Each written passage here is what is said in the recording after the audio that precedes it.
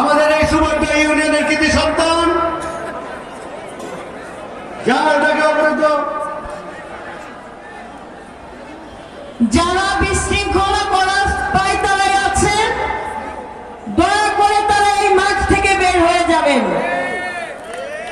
কিন্তু আমাদের সবার কোন রকম বিশৃঙ্খলার সাথে যে বা যারা জড়িত থাকবে তার ব্যাপারে কিন্তু সাংগঠনিক ব্যবস্থা গ্রহণ করা হবে। আর একটা কথা বলে দিতে চাই, অনেকে অনেক বড় বড় কথা বলেন, যে কথাটা আপনি নিজের ভিতরে ধারণ করতে পারবেন, দয়া করে আপনারা সেই কথাগুলোই বলবেন, তার বাইরে কথা বলে দলকে বিভ্রান্ত করবেন না।